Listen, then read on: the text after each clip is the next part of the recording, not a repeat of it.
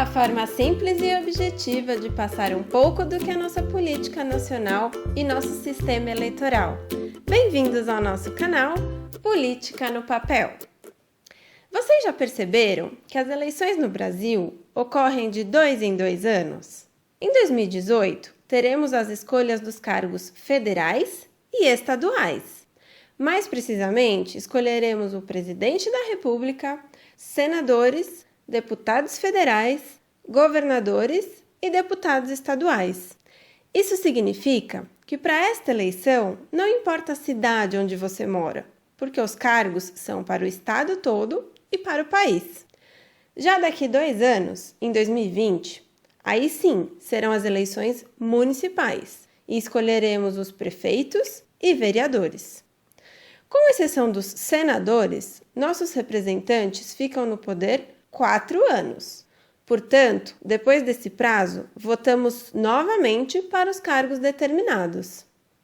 A nossa Constituição definiu que a eleição será sempre no primeiro domingo de outubro e o possível segundo turno sempre no último domingo do mesmo mês. Isso nunca muda, então fica fácil lembrar quando devemos votar. Antes de falarmos um pouco mais das eleições que estão chegando, vamos esclarecer algumas coisas. Falando em segundo turno, vocês já notaram que alguns cargos admitem segundo turno, enquanto outros nunca têm uma segunda votação? Se você viu nossos vídeos anteriores, percebeu que nosso país está dividido em poderes. Pois bem, a eleição para os cargos do poder executivo pode ter segundo turno, enquanto a eleição para cargos do poder legislativo sempre é decidida em um turno apenas. Mesmo assim, algumas vezes temos segundo turno e outras vezes não, mesmo para cargos do executivo. Por que isso acontece?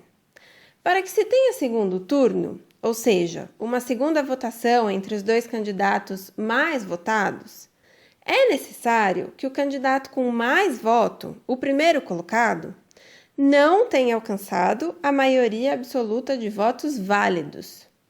Não entendeu? É simples. Votos válidos são todos os votos, excluindo os brancos e nulos. Supondo que em determinado estado haja 10 milhões de votos válidos. Caso o candidato a governador mais votado não tenha alcançado 5 milhões de votos mais um, teremos então segundo turno. Se ele tiver conseguido esse número, ele ganha no primeiro turno e não há uma segunda votação. Mas espera aí, nas últimas eleições, o prefeito da minha cidade teve 30% de votos e não houve segundo turno. É que só existe segundo turno para cidades com mais de 200 mil eleitores. Se tiver menos do que isso, quem receber mais voto no primeiro turno é eleito, independentemente de ter alcançado a maioria absoluta de votos ou não. E como será este ano? Dia 7 de outubro, a eleição começará às 8 da manhã e acabará às 5 da tarde.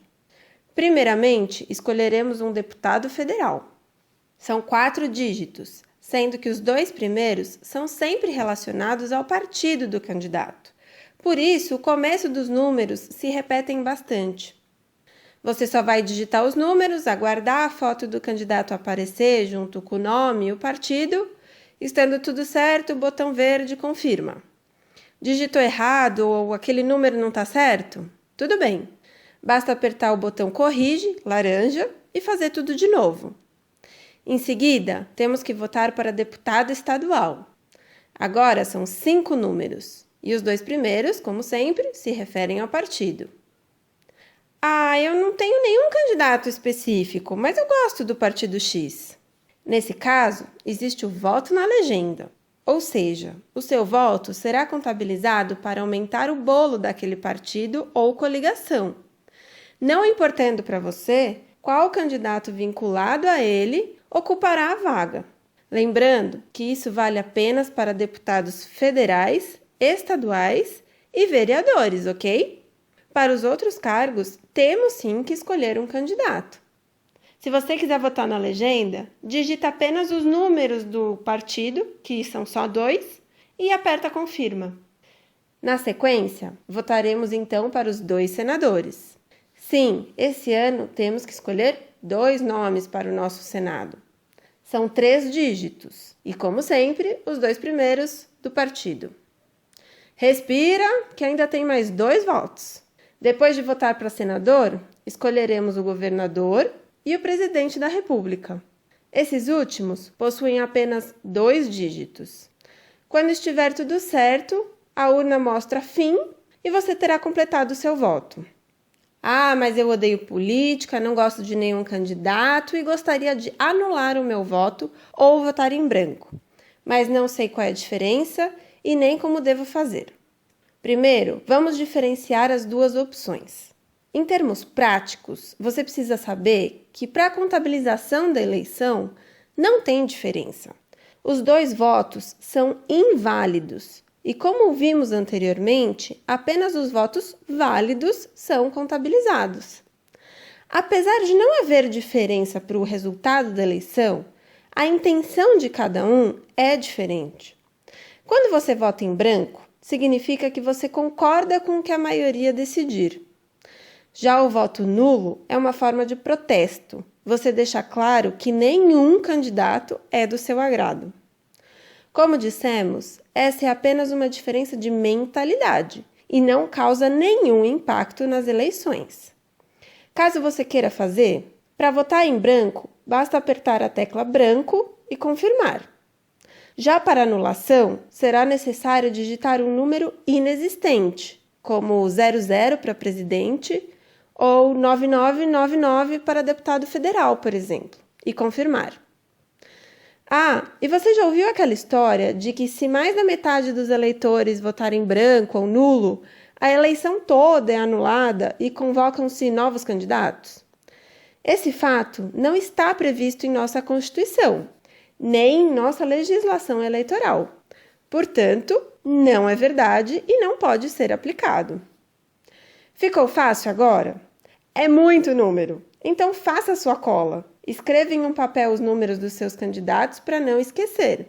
Pesquise, leia, busque todas as informações que puder e defina com muita responsabilidade seus representantes para os próximos anos. Esteja com a gente nos próximos vídeos. Obrigada e até a próxima!